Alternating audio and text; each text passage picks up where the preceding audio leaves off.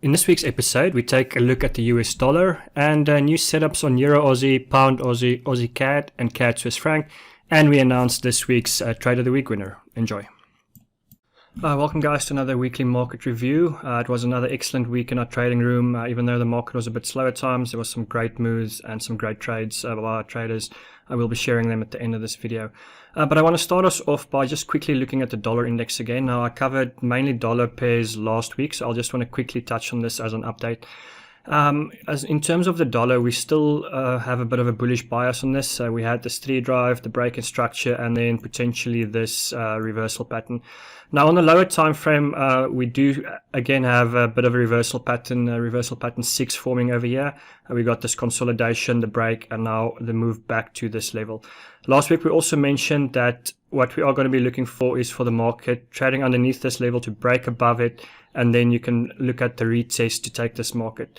So next week is going to be an important week for the dollar. Once we do get back to this level, this is where we'll be hunting those longs, and hopefully we can take this market higher. If this level fails, however, then I reckon we're going to go much lower to those lower levels that we mentioned last week. But still, no reason to change our view on the dollar. But like I say, next week, once we get to these levels, this is going to be the important time for the dollar to see if we get that bounce or if we do go lower. Next, we're going to be looking at some setups by our members. And the first couple I want to cover is by Karabu. The first one he's looking at is Euro Aussie dollar. And he's got this downtrend line, this downtrend. The market had a consolidation, then broke out of this downtrend line. And he's looking for a move back to this, what the supply and demand traders call a QML level. Before taking this market higher to around the 16 or 1.66 level. I just want to move to the 4-hour time frame, and it looks even better to me on the 4-hour time frame. We do have a bit of a flip zone level over here.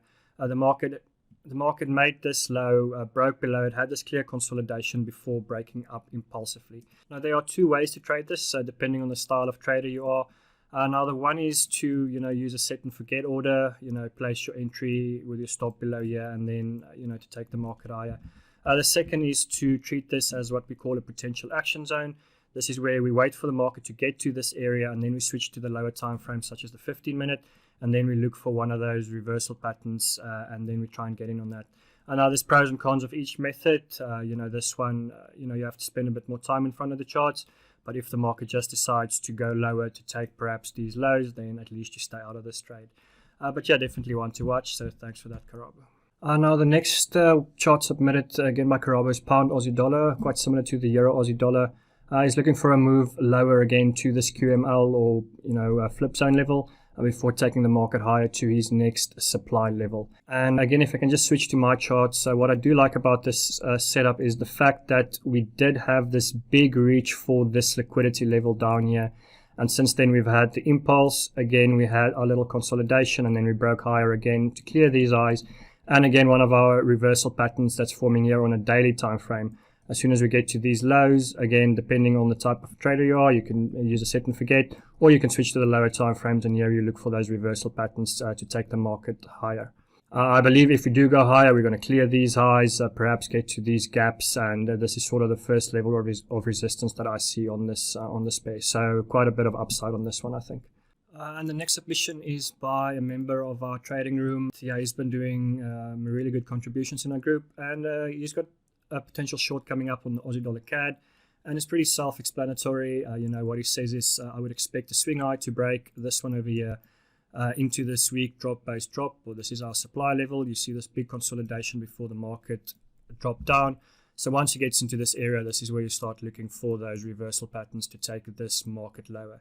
And you always look for at least the next point of liquidity, which to me would be this level over here. So yeah, one to watch out for, and I'll put this chart up in our Aussie dollar CAD channel for those members for easy reference. And the last one I want to discuss is CAD Swiss franc, and this one was submitted by Martinez in our trading room. And it's quite a clear little flip zone level we have here. You have this high printed, market broke above it, 2 days of consolidation, and then it broke down.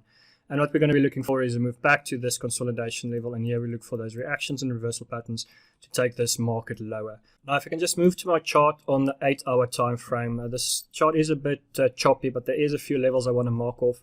Now, we were looking for the market to get back to this level where we had this market ran these highs, broke down, had the consolidation and broke down. So we've got a big little layer.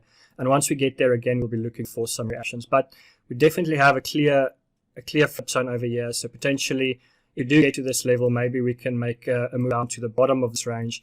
I'd target these lows first, but potentially even lower to these lows, where again we have a bit of a flip zone where the market cleared these lows, trade underneath it, and then broke above it. So yeah, one to watch out for. And if we do actually make it higher, then there's another level that we're definitely going to be watching over here. All right, but that's it from the setups, guys. Next up, we'll find out who won last week's TradingView Trade of the Week.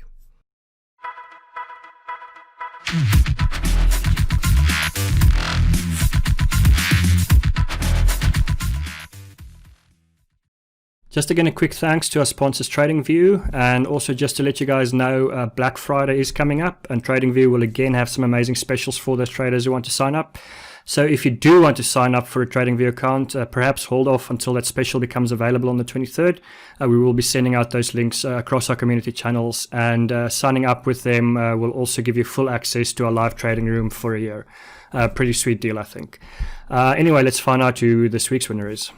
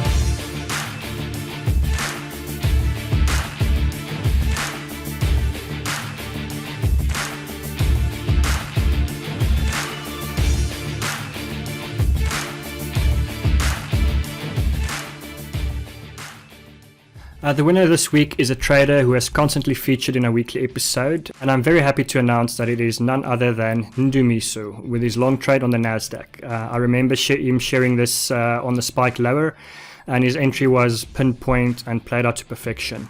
Congratulations again, Ndumiso. You will be going into that final round when our community will vote for the winner, and also all those supporting members featured today will also go into that random cash prize draw at the end of the competition. But that's it from this week's episode, guys. Good luck for next week, and I'll see you all in the trading room.